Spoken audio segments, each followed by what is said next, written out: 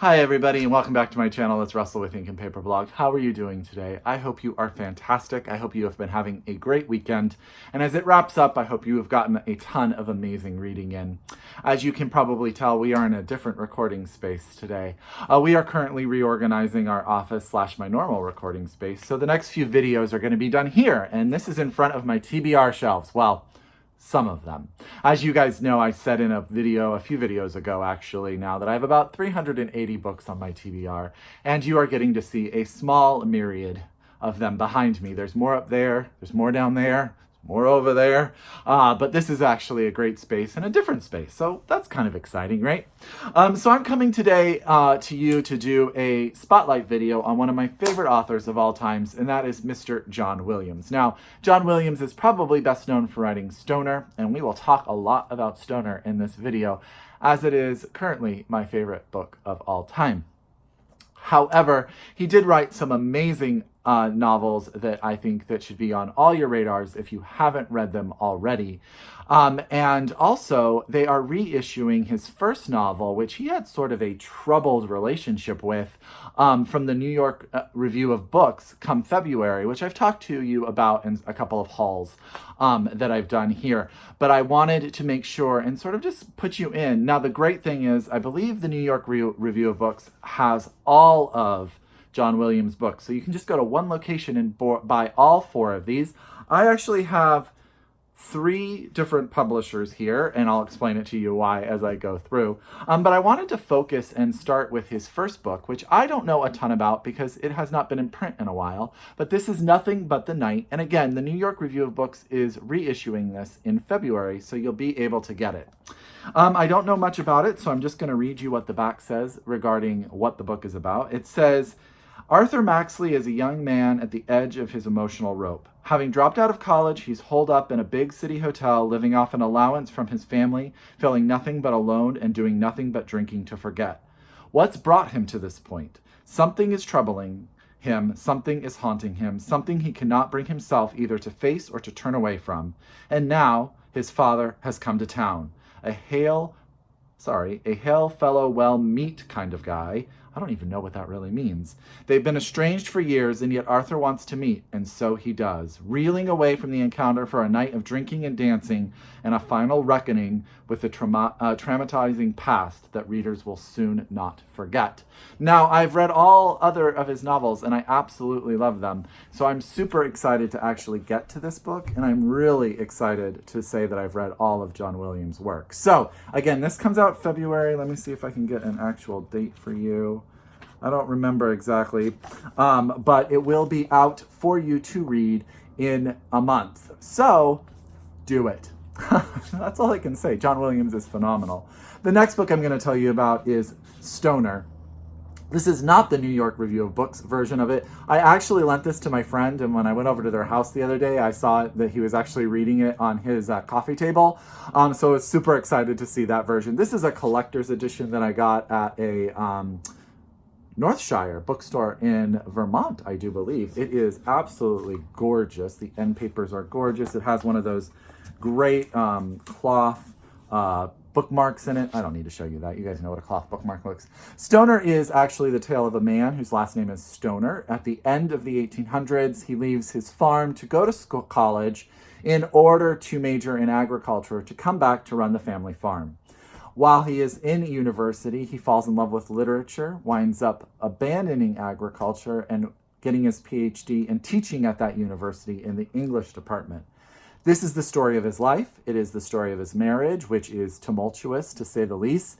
It's the story of an embattled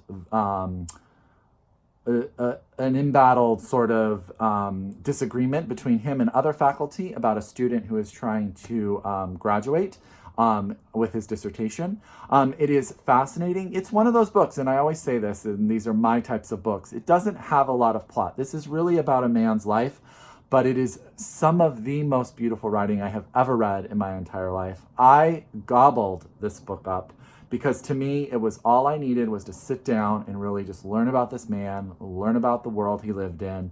It is just fantastic. Highly, highly recommend Stoner if you have not read it. It is officially, at this point, my favorite book of all time. You know that can always change, right? But Stoner, absolutely amazing.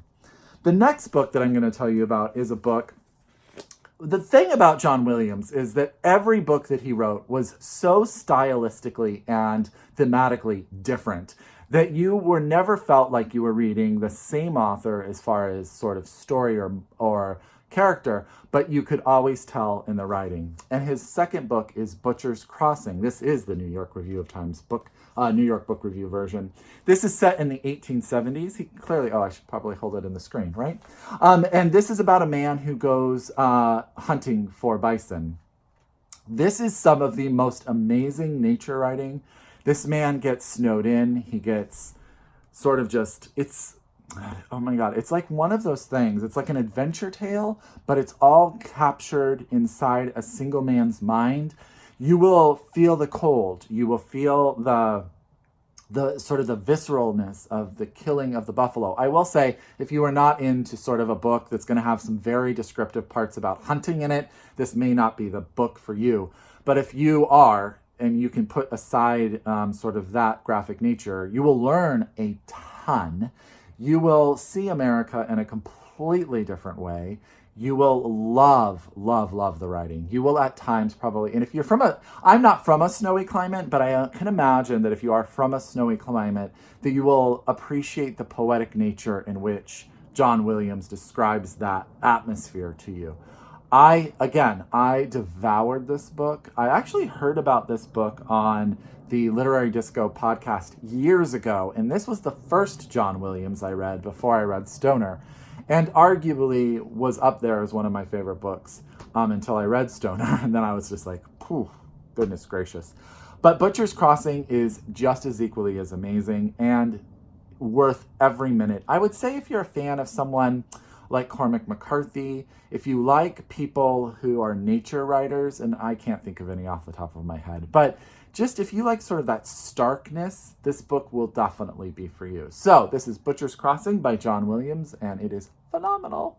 Lastly in this list is going to be probably in his lifetime, his most famous book, because it did win the National Book Award, and that is Augustus.